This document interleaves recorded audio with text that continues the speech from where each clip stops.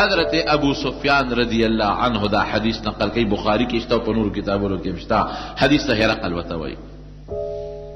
اغم د نبی علیہ السلام سره چې د مکې د کافرانو سردار و دغه وخت چې صلح وشوه، نو د یو قافله شام ته بوتله.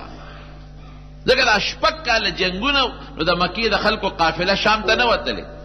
یریدل چې مسلمانان په لاره کې زمونږ په قافله حمله ونه کړي. جوړه شو، پیغمبر علیہ السلام هم خطونه لیږل شروع کړل او دم تجارتي قافله شام ته بوته. ځکه مکه کې خو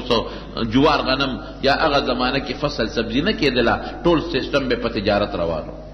د قافله بوتلې و شام ته. چا ورته وی او صاحب یو قافله شته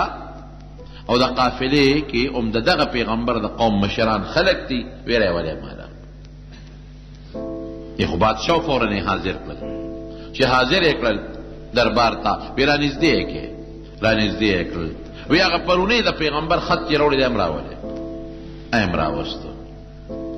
حضرت ابو سفیان رستو دا واقع ذکر کړي. دغه واقع خو د ټول مکې او د ګردونوا د مشرکانو بشر دی، د حضور پاک مقابله کې ولاړ. ابو سفیان وی چې مونږ یې نږدې کړو، بالکل ځان ته مجلس کې، او مجلس ډک دی د وزیرانو نه او د مشیرانو نه او د علماو د عیسایانو نه ډک مجلس دی. بادشاہ په خپل تخت شاهي پکې ناست دی. مونږ یې ځان ته نږدې کړو، ترجمان یې راوغوښته، ځکه زمونږ ژبه عربي وه او د دې هرقل ژبه فرنګي دا مونږ چې ورته وایو انګریزي، فرنجي، یوناني. یونان والا انګلیش و، دا یو خو د امریکې او د برطانیې والا دی، دا یوناني ژبه ده، د انګریزۍ ته لږه نږدې دا ژبه وه. ترجمان یې راوغوښته. وی دومره هوښیار و چې وی زه یې مخکې کړم او زما قوم یې رستو کړ. وی تاسو رستو شئ او دا ابو سفیان چې کوم پکې مشر دی دا را مخکې کې. او دی ما نه رستو ځکه کېنول چې هسې نه دوی یو بل ته مخامخ ناست دي، نو په اشارو مشارو کې یو بل ته څه خبره ترې ونه کړي چې داسې ووایه داسې ووایه مه وایه ووایه، دا ټکي اشارې ونه کړي. نو دی یې مخکې کړ او قوم یې رستو کړ. او قوم ته وله څه وایي؟ ترجمان په واسطه قوم ته وله وایي چې ستاسو له دې ابو سفیان نه زه د اخري زمانې د پیغمبر څه معلومات اخلم، نو که دې دروغ وایي ګورې ما ته ووایه چې دې دروغ وایي. هسې نه د دروغ وي او تاسو پې چپ پاتې شوې، نو ګورې که ما ته پته بیا ولګېده سزا به ټول له ورکو. ابو سفیان وایي یاره که دا یاره نه وي چې دا قوم هسې نه زما خبره دروغجنه وګڼي چې دا دې دروغ ویلي دي، وایي دروغ به مې ویلي یریدم که زه دروغ ویم، نو هسې نه شاته مې لوی قوم دی او هغوی یریږي د هرقل نه او ووایي چې صاحب دا ټکې پکې دروغ ووایي، به مجبوره شو. نو هرقل د ابو سفیان نه د پیغمبر علیه السلام متعلق لومبې تپوس کوي. لومبې تپوس چې څه کوي؟ وی کیف نسبه فیکم، دې د کم نسب خاوند دی؟ نبی کریم صلی الله علیه وسلم نسب یې څه دی؟ ابو سفیان ورته وی هو فینا ذو نسب عظیم، لوی خاندان سره صاحب تعلق، لوی تعلق، خاندان یې لوی دی. دی ولې ووایي دروغ نشي ویلی؟ یو د یریږي د ملګرو نه چې ملګري مې ونه وایي چې دروغ یې وایي، کوي چې بېکاره نسب یې دی. او دویم د ابو سفیان نه هرقل مخکې تپوس کړی وی ستا څه کېږي دا هلک چې د پیغمبر یې دعوه کړې ده؟ وی دا زما قریبي رشته دار دی، قریبي رشته دار دی. نو دروغ ګیرې که دروغ ویلی هم نشي چې دا بېکاره نسب دی، هلته کې ځان یې ورسره په نسب کې شریک کړی دی، بیا خو ردم خرابېږي. څنګه نسب والا دی دا پیغمبر یې دعوه چې کړې ده؟ هو فینا ذو نسب، د لوی نسب خاوند. قریش خو مشهور قوم دی. وی ښه دویم تپوس ته نه دا کوم، دویم تپوس چې هل من آبائه من ملک، د ده په پلارانو نیکونو کې څوک بادشاه تیر شوی دی؟ ابو سفیان وی نه یې تیر شوی. دروغ یې دی که هم نشو ویلی، که وی او تیر شوی دی نو بادشاهان خو بادشاه پېژني، وی چې وښایه څوک و غږ یې نشو کولی. دریم تپوس دی کوي، وی ستاسو په قوم کې بل چا د ده نه مخکې د پیغمبرۍ دعوه کړې ده؟ د نه مخکې بل چا د پیغمبرۍ دعوه کړې ده؟ ابو سفیان چې نه ده کړې، دې کې هم دروغ نشو ویلی. که وی کړې ده وی تپوس به یې ته کوو چې څوک و؟ سړی خو نه وکړه، چا خو دعوه نه ده کړې. بیا ته تپوس کوي هل کنتم تتهمونه بالکذب قبل ان یقول ما قال، وی د دې پیغمبرۍ د دعوې نه مخکې تاسو په ده د دروغو څه تهمت لګولی دروغ ویل خو وروستو خبره ده هسې د دروغو تهمت بعضې سړي دروغ ووایي بعضې سړي دروغ نه ویلي خو خلک ورته دروغجن وایي نو ده باندې د دروغو تهمت چاته لګېدلی دی ابو سفیان وینا رښتیا خبره نبی کریم صلی الله علیه وسلم خو د نبوت نه مخکې دی به د صادق او امین وی دروغو تهمت نشتا چې تهمت نشتا الزام پرې دروغو نه دی راغلی خو دروغ یقینا نه دی ویلی وی ښه یو بل تپوس ته نه کوم هل کان یقدرو دوکې چېرته کړې ده یاره صیب دوکې هم نه ده دوکه باز سړی نه دی تېر شوی ده چېرته دوکه نه ده کړې ولې که وی چې دوکې کړې ده نو ده به ترې خامخا تپوس کو کوم ځای کړې ده چا سره یې کړې ده جواب ورسره نو نو ابو سفیان وی یو ټکي مې پکې ور دننه کړه وی ما وی چې یاره اوس مو سره صلح کړې ده نږدې مو سره صلح کړې ده په صلح کې موږ یو شرط لګولی دی چې د یو بل په دوستانو که زموږ دا دوستان چې د یو بل سره جنګ کوي نو موږ به یې مرسته نه کوو نو زموږ دوستانو د هغه په دوستانو حمله کړې ده او زموږ بعضې ملګرو ورسره مرسته کړې ده نو یریږو چې دوکه را سره ونه کي او موږ نه اوس انتقام وانلي هرقل ورته وایي چې دوکې بنیاد خو تاسو ایښودلی هغه خو نه دی تاسو ولې د خپلو ملګرو مرسته کوله وی دا ټکې مې پکې وی خو هغې کې م خړ شو بیا دې تپوس کوي بل تپوس وی اشراف الناس اتبعوه ام ضعفاؤهم څوک چې د ده امتیان دي ملګري دي هغه مالدار او داسې لوی خلک دی او که کمزوري خلک دی وی نه کمزوري خلک دی په اعتبار د اکثر کمزوري دا کبرجن نه دي لکه ابوجهل نه دی عتبه نه دی شیبه نه دی ځکه لوی خلک دی بل چا تابعداري نه کوي ځان چاته نه ښکته کوي غریبانان خلک او درمیانه زندګۍ والا خلک هغوی حق ته ګوري هر څوک چې مشر دی غټ سړی دره ګوټي پسې شاته نه دي چې یاره دی خو غریب دی او کمزور ده پسې به زه چاته ځمه یاره وایي کم دغه دي د عام درمیانه تاسو چې میډل کلاس خلک ورته وایه درمیانه طبقې والا خلک وی دا ملګري زیاتېږي که کمیږي ایزیدون ام ینقصون وی نه زیاتېږي او ښکاره دی کې دروغ ویلی نه شو ملګري زیات شوي دي بیا تپوس ته کوي وی چې دې ملګرو کې یو سړی په اسلام کې داخل شوی دی نو چېرته واپس کافر شوی مرتد شوی دی هل یرتد احد منهم یو کس د دوی نه مرتد شوی دی سختة لدینه خو ګورې د دنیا په لالچ نه د ښځې په لالچ نه چې د ده له دین بدي شي واپس ته تللی دی بعد ان یدخل فیه هغه وی نه یو قسم د ده د ملګرو نه ایمان نه دی پرېښې واپس شوی نه دی بیا دې تپوس کوي وی هل قاتلتموه څه جګړې مګړې مو سره راغلي دي وی او وی کیف قتالکم ایاهو وی جنګم څنګه او ګټه تاسو کړې ده که هغه کړې ده وی صاحب کله مونږ او کله هغه ګټه دوی نه ده کړې خو اسې وی اصل کې احد کې د حضور پاک او یا کسان شهیدان شوي دي نو ما خو تاسو ته چې دا خو د دوی ګټه نه ده ګټه دې ته وایي چې څوک میدان پرېږدي میدان چېرته مسلمانانو نه دی پرېږدي وی او بس کله دې ګټه کوي او کله مونږ ګټه کوو وی ښه یو اخري تپوس درنه کوم بما یامرکم حکم درته څه کوي څه وایي درته وی دې وایي چې یو د یو الله عبادت وکړئ د ګڼو مه کوئ منځونه را باندې کوي منځونه کوئ زکاتونه ورکوئ صدقې ورکوئ دا راته وایي وی نور درته څه وایي یاره وی دا هم راته وایي چې پاک دامن ژوند تېروئ رښتیا وایه دروغ مه وایه وی دا خبرې دي وی خو اوس ورته غوږ کېدم وی ما ړومبې تا نه تپوس وکړو چې نسب یې څنګه دی تا وی د لوی نسب خاوند دی نو پیغمبر خدای په مضبوط نسب کې پیدا کوي دی نښه د نبوت شوه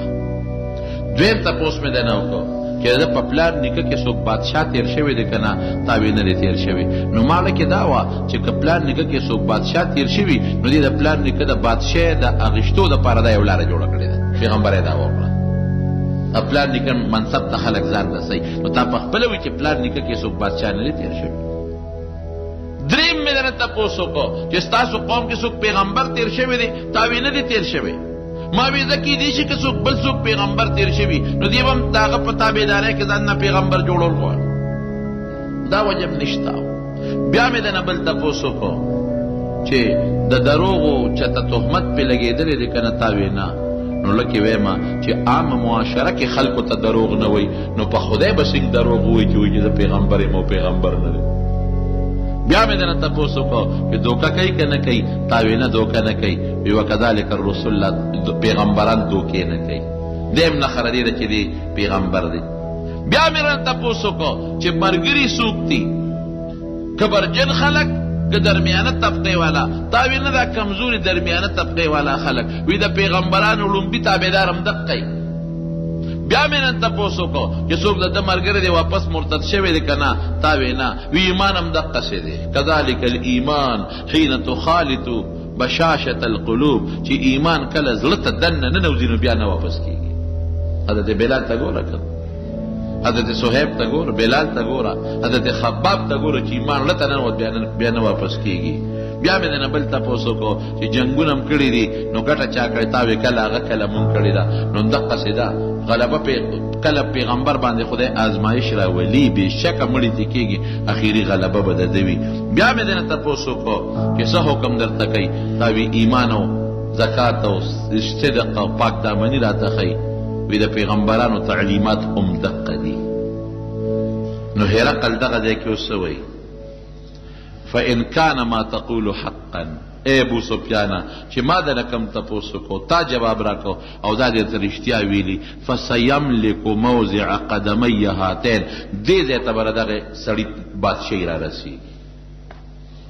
زما قدمونه چې کم ځای پراته دي دلته به یې بادشاهي راښکاره کېږي وی زما دا یقینو چې دې زمانه کې اخر زمانه پیغمبر روزي دا مې خیال نو چې دا به په عربو کې پیدا کېږي پته ولګېده چې دا د آخر زمانې رښتونی پیغمبر دی او دی پیدا شوی دی او بیا څه وایي ارمان لو كنت عنده لغسلت عن قدمه وی که زه دې وخت کې د پیغمبر په خوا کې ناست وی نو ما به وله خپې د دوړو نه اینځلې وې ما به وله خپې وینځلې وې چې دا خبره څنګه وکړله بیا وی راوړه دا خط کیسے لکلی دی ترجمان تا وی وایا نو خط دا نبی علیہ السلام من محمد صلی اللہ علیہ وسلم عبد اللہ ورسوله الى هرقل عظیم الروم دا خط دا محمد ندی سمرا عجیبا آجزے سر خط نکلی دی القاب نشتا دان سرا محمد دا اللہ بندہ و دا اللہ رسول لنبی دا خدای بندہ بندگی چې کله پیدا شي نو بیا خدای پاک احسان کوي دویم نمبر دا الله رسول اله هرقل دا خط هرقل ته لیکم عظیم الروم چې د روم مشر دی سلام علی من اتبع الهدى سلام یې چولی دی دې کې ډېر د طالبانو نقطې خبرې دي ادرته نه کوم عامې خبرې درته کوم بیا ورته څه وایي سلام نه پسو دی اما بعد فإني أدعوك بدعاية الإسلام د اسلام دعوت ته در کوم اسلم مسلمان شاه تسلم محفوظ بشی دنیا کې به محفوظ شي آخرت به دې خوشي اسلم مسلمان شاه تسلم محفوظ بشي فإن توليت او که ایمان ته اسلام ته دې شا کړله فإن عليك اسم اليريسيين نو ګوره د دې قوم ټول وبال ستا په سر ته پسه پرېوځي ټول قوم وبال ستا په سر ته پسه پرېوځي ځکه د دې د ایمان رکاوټ هم تش وي او بیا ورته د قرآن شریف یو آیات لیکلی دی وقل یا اهل الكتاب تعالوا الى کلمة سواء بیننا وبینکم اے اهل کتاب و عیسایانو یوې خبرې ته رجوع کې هغه د ټولو پیغمبرانو مشترکه خبره ده څه دي الله نعبد الا الله چې موږ به صرف د الله عبادت کوو ولا نشرک به شیئا شرک به نه کوو نه به شرک په عبادت کې کوو بندگی به د یو الله کوو نه په عقیده کې به شرک کوو نه به عملی شرک کوو هیڅ قسم شرک به نه کوو ولا يتخذ بعضنا اربابا او یو بل ته به خدایان نه وایو خدایان څه یو ځل حضرت عدی ابن حاتم رضی الله عنه د نبی علیہ السلام نه تپوس وکړو وی قرآن شریف کې خو راځي چې عیسایان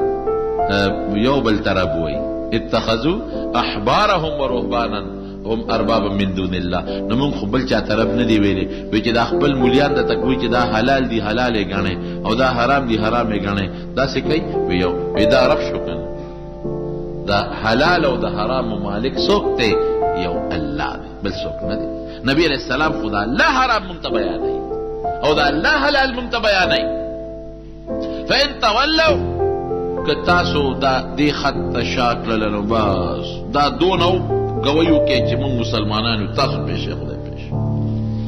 خط چې کله لسته نو دا دی کې د هرقل د بادشاه رور ولاړو په صاحب دا خو بیا د بل دا چې خط راځيګل دي وی خپل نوم یې مخکې کړی دی او ستا نوم یې وروستو کړی دی. هرقل چپ وی که دی د آخرې زمانې پیغمبري دی د دې قابل دی چې خپل نوم مخکې کړي او زما نوم وروستو کړي. وی ګوره عیسی علیه السلام ته د خدای تپوس ته د عیسی علیه السلام متعلق لګو کا د عیسی علیه السلام متعلق وی تاسو پیغمبر سوی وی هغه وی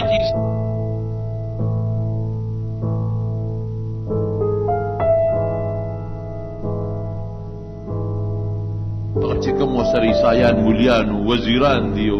یو اخوا دی خوا خلق دی هغه شور جوړ کړ. هغه دا خیال لاغه چې د هرقل مسلمانېږي شور یې جوړ کړ چغې جوړې کړې. ابو سفیان وی چې مونږ خو بارو وستو تاسو بارو ځئ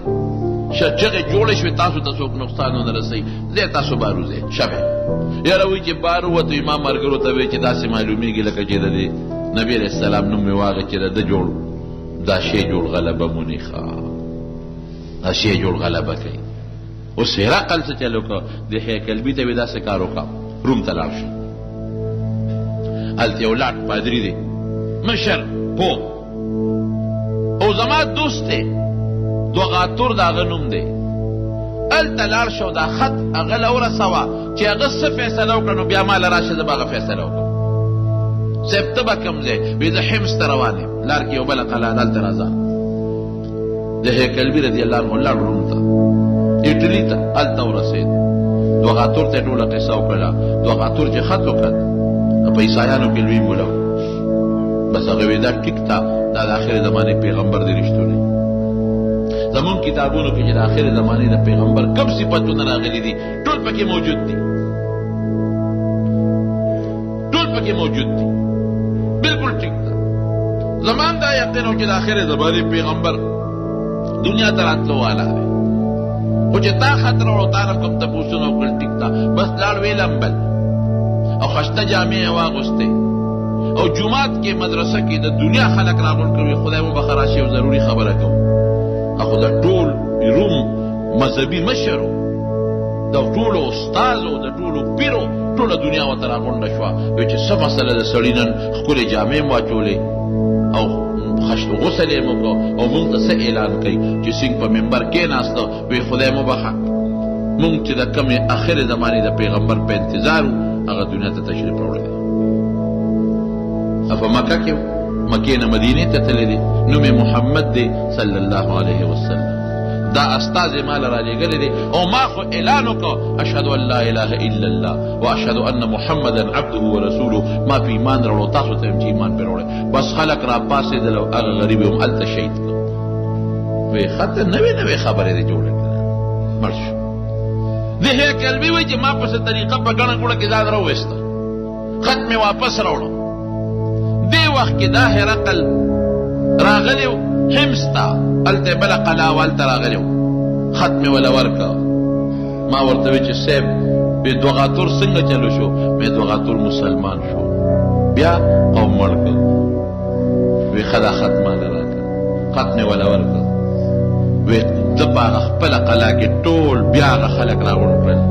چې څومره دي چې څومره عیسایان دغه ده سره په دې سفر کې روان دي وزیرانو عیسایانو مشرانو جرنیلان دا ټول ورسره دي. هغې په هغه خپله قلعه کې کېنول ځان ته دې بره وخت او د قلعه دروازې جرنده کړې او چابیان یې ځان سره بره کېښودی. هوښیار دی که بره خو ځکه وخته چې هسې نه زه خبره کوم هسې نه ما نه دوغاتور جوړ نه کړي مړ مې نه کړي او هسې نه چې زه خبره وکړم او دوی په دروازو بار وځي انقلاب جوړ کړي خلق زما خلاف بلونه کی نو دروازې جرنده کړ چابیانې ځان سره کړ بره په قلا په سر کېناست او قوم یې لاندې کېښو ټوپک تماچه خو نو د تورې د مسله وه څوک بره خطې ورپسې نه شي دی ورته څه وایي هرقل قوم ته عجیبه خبره ورته کوي ورته وایي یا معشر الروم ای د روم مشرانو انی قد جمعتکم لخبر یو خبر لمې را جمع کړی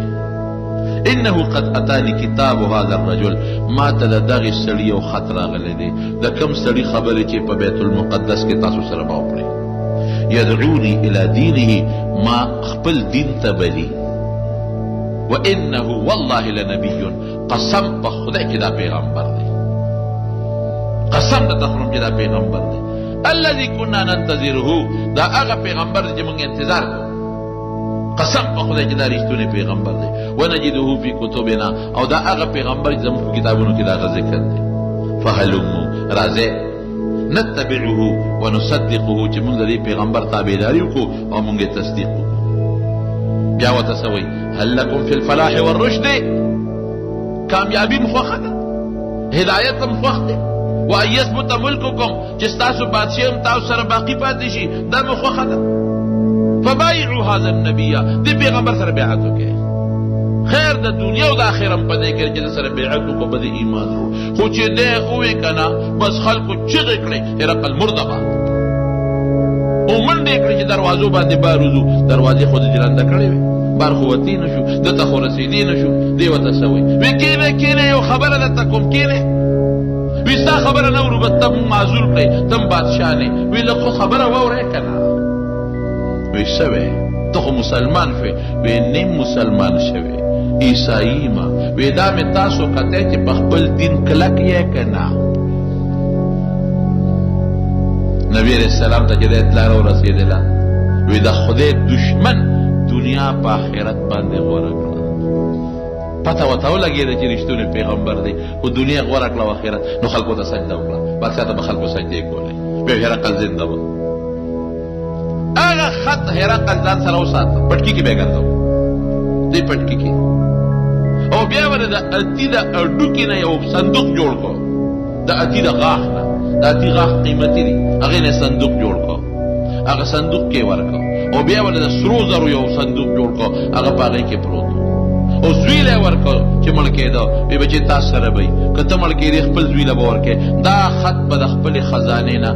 نه جدا کوې یو ځل یې نبي علیه السلام ته ختم راولېږه وی زه ګورې پیغمبر یم خو زه ګورې ستا امتي ایمان مې در باندې راوړی دی خو له دې قوم نه یېرېږم نبي علیه السلام وی کذب عدو الله وی د خدای دشمن دروغ وی دروغ مسلمان نه دی تصدیق یې وکړو د پیغمبر علیه السلام صفات یې ومنل خو بادشاهي یې غوره کړه چې بادشاهي رانځي یعنې په اسانه خبره وه بادشاهي به یې پرېښې وه راغلې به وکړه ممکن ده دا مشران به پوی کړي په صدیقه خو د بادشاهي یې غوره کړه او دغه یې پرېښه دویم خط چې نبي علیه السلام ولېږه هغه بل بادشاه ته یې لېږلی هغه د فارس بادشاه کسرا به یې ورته وي نوم یې سو دغه زمانه کې پرویز یې نوم پرویز ابن هرمز مشهور نوشیروان بادشاه چې عادل تیر شوی دی د هغه نوسې و هغه ته یې خط ولېږه نبي علیه السلام خط یې عبدالله ابن حذافه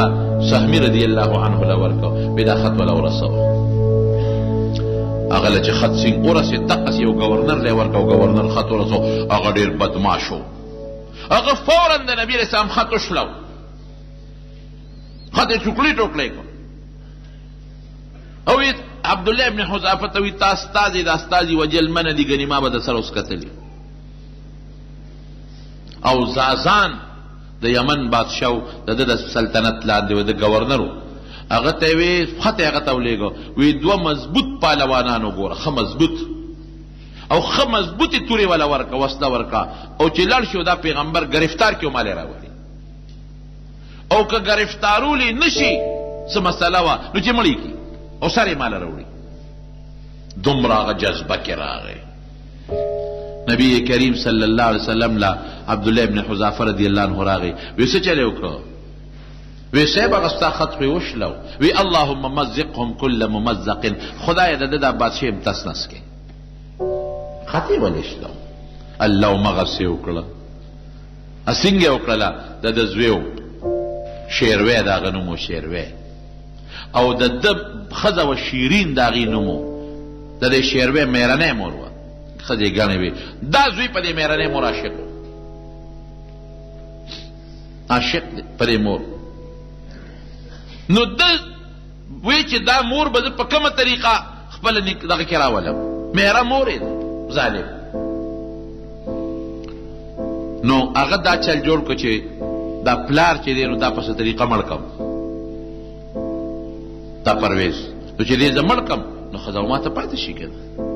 پلار هم پیپیو چې د ما دا زوی حرامي دی، دی هر کله چې په ما بس حمله کوي ځان به یې ساته. نو پلار یې بیا په الماری کې چې کوم مخصوص سامان هغې کې زهر په یو شیشه کې بند کړي، زهر، او د پاسه یې پې لیکلي دواء مفید للبا، دا هغه دارو دی چې دا انساني قوت دپاره ډېر زبردست شی دی. هغه ته پته وه چې دا حرامي هر کله چې که زه مړ کړم زما دې سامان له به راځي، خو چې دې م رانه جمدې پاتې دی. دې خوا ته دې بادشاه د پیغمبر علیه السلام په مرګ پسې د زازان د یمن گورنر ته وي 2 کسه پهلوانان ولېږه، هغې یې تورې ورکړې، هغه یې په زهرو کې دغه کړلې، سرې کړې، او نبي علیه السلام پسې لاړه. دومره قمقل دي چې حضور پاک ته تاسو نږدې کېدې قدرې م نشئ، ګرفتار کوئ یا چې سر پرېږه، دا څه وړه خبره ده. د مکې مشرکانو ځانونه وشلول، نږدې قدرې ورته ورونه رسېدی شو. اخوا یې 2 کسه ولېږل، دلته خدای پاک نبي هم خیره وکړه، وي د ما خطې وشله، خدای ته یې هلاک کړي، تس نس یې کړي. زوی لږې شو، پلار باندې حمله وکړه، پلار یې مردار کړه. ور وځې کې دننه خیره ولګېده، د حضور پاک خیره ده چې مردار یې کړه. هلته میرې مور ته یې پته ولګېدله چې زما خاوند خو یې مړ کړ، او دا خو به اوس ما ځان سره ساتي، نو دا خو زما دپاره غټ شرم دی. هغې زهر وڅښل، هغې ځان مړ کړ چې دا خو ماله شرم دی. ده چې څنګه پلار مړ کړ، ورغې د پلار الماری یې کونه وکړه، مخصوص سامان اوس په قبضه کې دي، بادشاه یې په قبضه کې واخېسته. لکه څنګه چې دغه راشي یو څه ورته مارشل لا ولګي، مارشل لا ولګوله د پلار مخصوص سامان چې څنګه یې وکتل شیشه پکې پرته ده، په هغې یې لیکلي چې دا هغه دارو دي چې دا مردانه طاقت دپاره ډېر زبردست شی دی. خو پلار ورته پېښ شوی په دې حرامي سخوندر خو پې و که نه، په دې سخوندر هغه ته خو پته وه چې دې به دا لوبې کوي. وروڼو یاد وساتئ، موږ د خپلو بچو د دنیا تربیت وکړو، خو د دین تربیت هم ولې نه دی کړی. داسې ده که نه؟ موږ خپلو بچو له د دنیا تربیت کوو چې دې ډېرې پیسې وګټي، دنه غټ افسر جوړ شي، غټ تجارتي ته جوړ شي، او ډېرې پیسې وګټي، خو دیني تربیت هم ته جوړ نه کړه. نو چې دیني تربیت دې بچي له ور نه کړه، دقسې سخوندر به ته جوړېږي. بیا نه پلار پېژنې او نه مور پېژنې، نه خور پېژنې نه رور پېژنې. او که بچي له دیني تربیت ورکړه نو د پلار او د مور په قدر به پوهېږي. بیا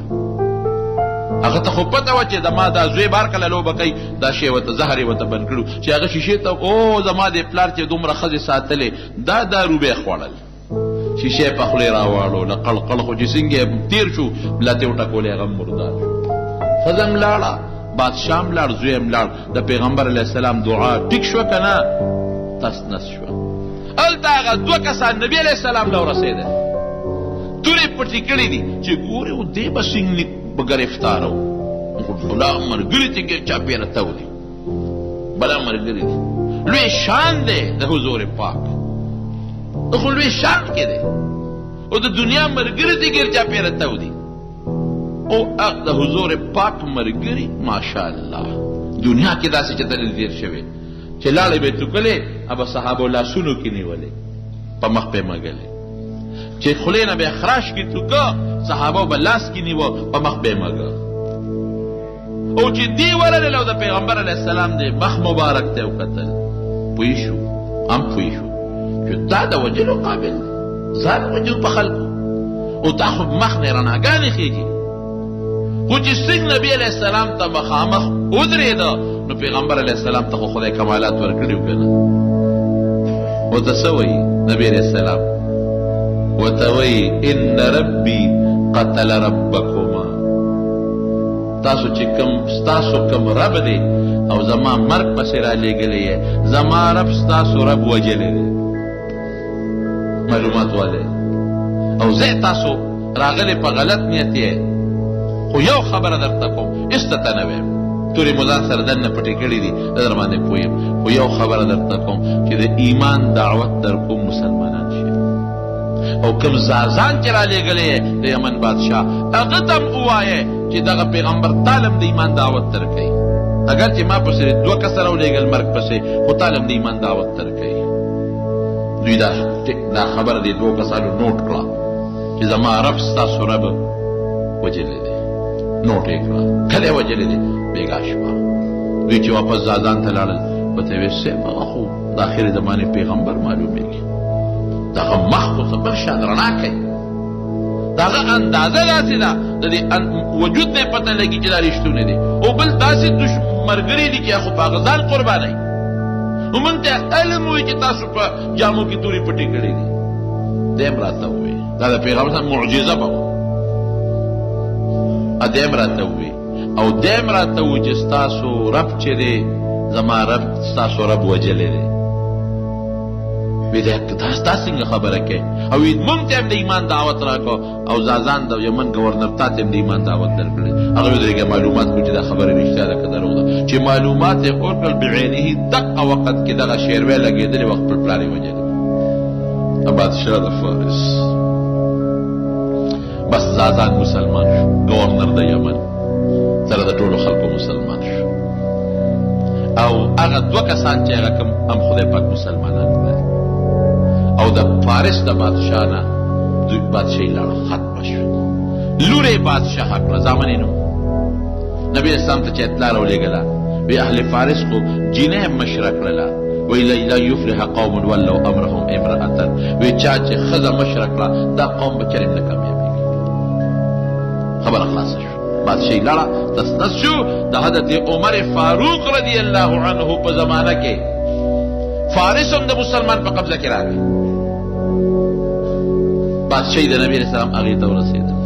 او د هرقل هغه خبره چې کړې وه چې که دا رښتونې پیغمبري نو بادشاهي به زما د قدمونو له رارسېږي هماغسې وشوه شام د مسلمان قبضه کې راغی مصر د مسلمان په قبضه کې راغی یمن د مسلمان قبضه کې راغی دا د عثمان رضی الله عنه زمانه کې ټول روم او دغه علاقې د مسلمان په قبضه کې راغی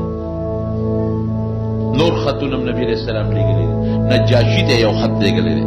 د حبشې بادشاه ته هغه ته یې خط ولېږه خط یې یو صحابي له ورکړ او د نجاشي ته یې ولېږه دا د حبشې بادشاه و ډېر ښه سړی و هغه عجیبه انداز کې دی خط چې کله نجاشي ته ورسېد پیغمبر علیه السلام ورته ډېر ښکلی خط لیکلی و ځکه د نجاشي بادشاه سره مسلمانان اوسېدل د مکې نه مسلمانانو هجرت کړی و حبشې ته دې بادشاه ډېر زیات قدر د مسلمانانو کړی و ډېر نبی علیه السلام ورته ویل چې ته خو اول د خدای حمد ادا کړه خدای بادشاهي درکړې زه ستا شکریه ادا کوم چې زمونږ مسلمانان درغلي دي او تا سره په حبشه کې پراته دي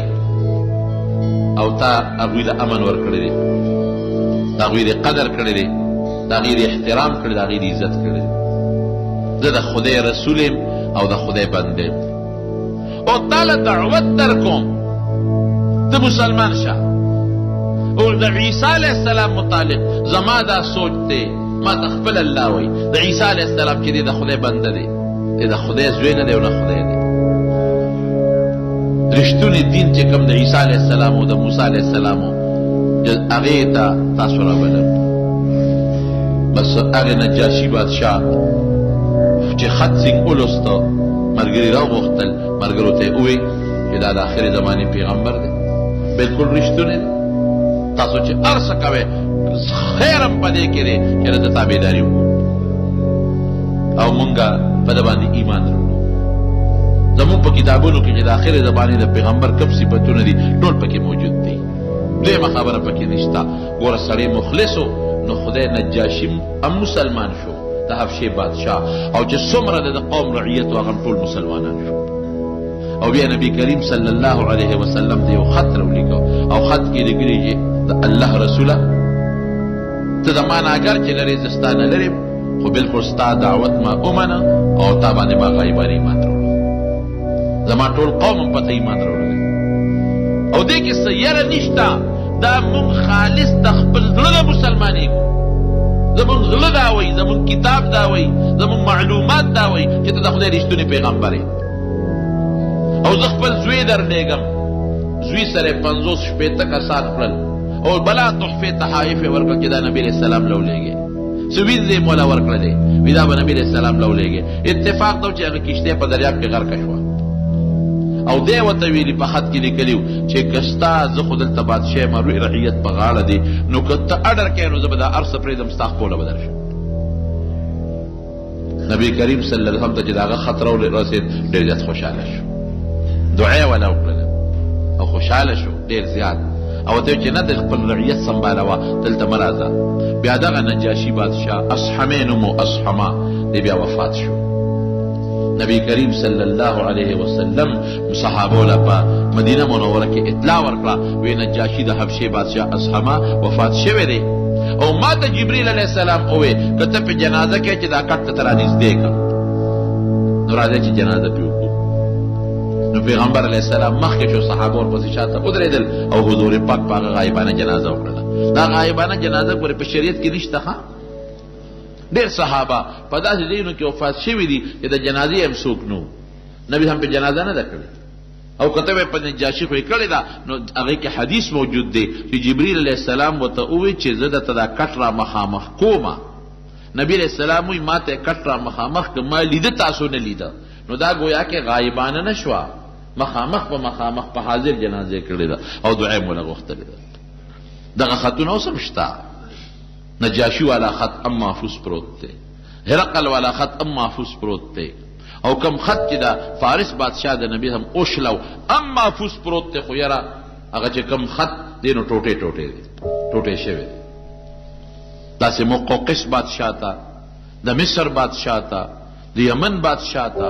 مختلفو بادشاهانو ته نبی کریم صلی الله علیه وسلم خطونه ولېږل. بعضې پکې خدای مسلمانان کړل، بعضې پکې کافر پاتې شو. د اسلام طریقام دقه ده،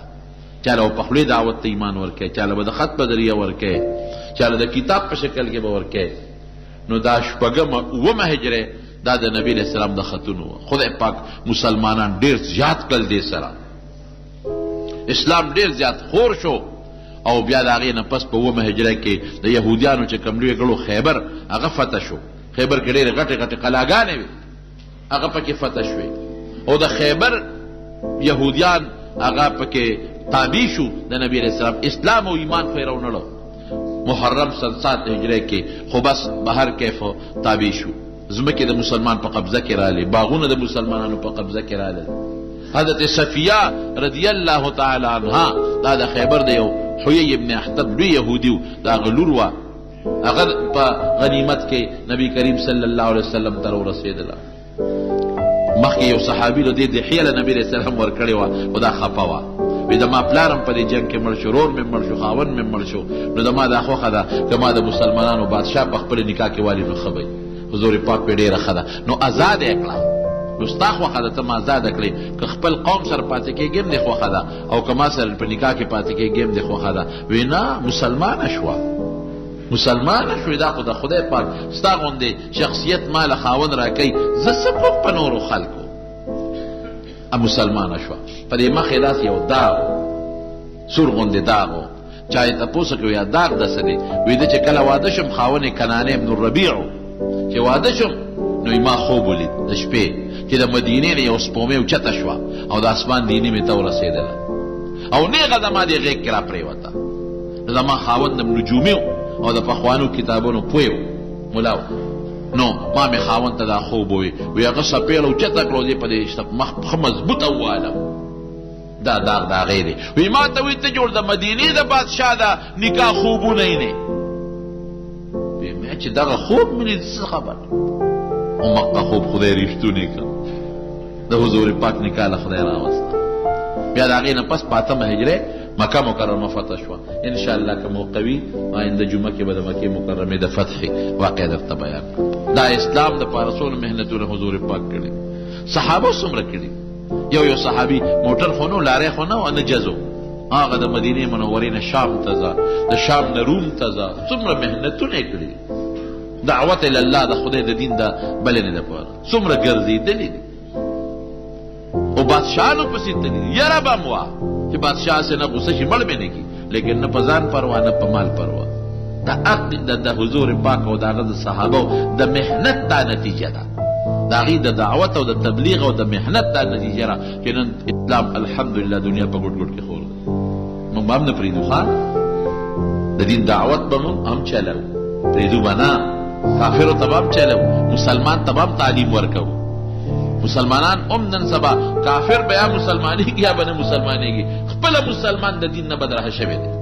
فسق و فجور کې خلق مبتلا دی، په بربنډتوب کې خلق مبتلا دی. قسم دې ماله کله ډېر پریشانی راشي. زم رسول الله مبارک کې د خپل خوږ دین لپاره غاښونه مبارک شهیدان شو او څومره تکلیفونه به برداشت شو، صحابو سره نه دي کړي. ما زمونږ د خپله لاسه زمونږ نه روان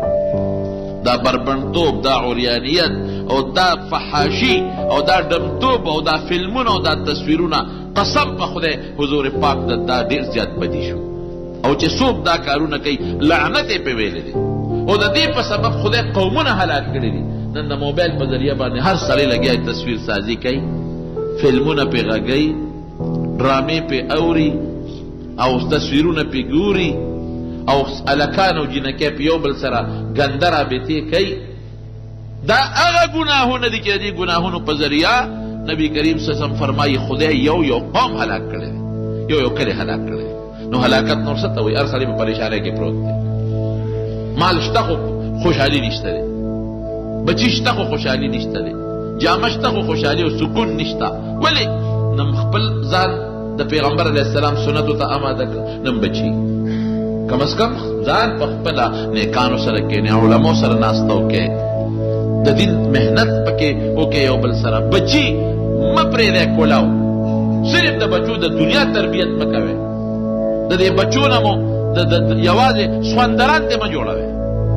بې دینه ته مه جوړوئ. کم از کم بچي ځان سره راولئ جومات ته، قرآن پې زده کړئ، نیکان پې کښېنئ. په دې موبایل تقریرونه واورئ، په دې باندې د نیکانو خلکو خبرې واورئ، بچو ته تقریرونه واوروئ. د ژوند څه پته لګي، د زندګۍ هېڅ پته نه لګي. کم از کم چې د حضور پاک په نقش قدم مونږ ژوند تېر کړو نو هغه ته مونږ رسوا نه یو، بیا ملامته به ورته نه یو. او که د هغه په نقش قدم مونږ لا نړو او د شیطان نقش قدم مونږ اختیار کړو نو د خدای هم دشمنان شو، د هغه هم دشمنان شو. دعا وکړئ رب العالمین دې مونږ رحم وکړي، الله د فتنو افتونو نه په امان کې وساتي. خدای زمونږ بچي نیکان او صالحان کړي، خدای لوفرونه مونږ او زمونږ بچي محفوظ وساتي. رب العالمین که څوک مریضان دي ته ولا شفا ورکړي. الله که څوک په ټینشنونو پریشانو کې مبتلا پراته دي، خدای زموږ ټینشنونه پریشانۍ په خوشحالو باندې بدله کړي. د روغ صحت زندګي په نصیب کړي، مردگان هم خدای پاکه وبخي. او الله چې زموږ څومره مریضان دي په کورونو هسپتالونو کې شفا والا ورکړي. کم دوستان چې د منزله راځي، هر ځای نه چې راځي، دې ځای نه لرې ځای نه په یو قدم ولا اجر ورکړي، د زړه حاجتونه یې پوره کړي، پریشانونه یې وساتي. خدای زموږ د اتفاق ژوند نصیب کړي، خدای د مصیبتونو د دنیا او د آخرت نه په امن کې وساتي. کاروبارونو کې رزق کې د ټولو دوستانو برکت واچوي. د چا نوکرۍ نه ته ولا نوکرۍ ورکړي، د چا کاروبار نه کاروبار ولا ورکړي، چا کاروبار کې برکت نه کاروبارونو کې برکت پیدا کړي. خدای عمرونو کې برکت پیدا کړي. خدای د ښځو نرو د حیا او د عزت زندګي نصیب کړي. الله د جمعې مبارکه ورځ ده د حاضر مجلس کې چې د چا په زړه کې څه حاجتونه انسان سوال کوو، خدای حاجتونه یې پوره کړي، خدای حاجتونه یې پوره کړي، الله حاجتونه یې پوره کړي. او خدای زمونږه او زمونږ د کشرانو د ایمان او د دین او د دنیا د ژوند او د مال او د اولاد حفاظت نصیب وګرځولې کې. اخر وخت کې په خپل کریمه نصیب کړي. لا اله الا الله محمد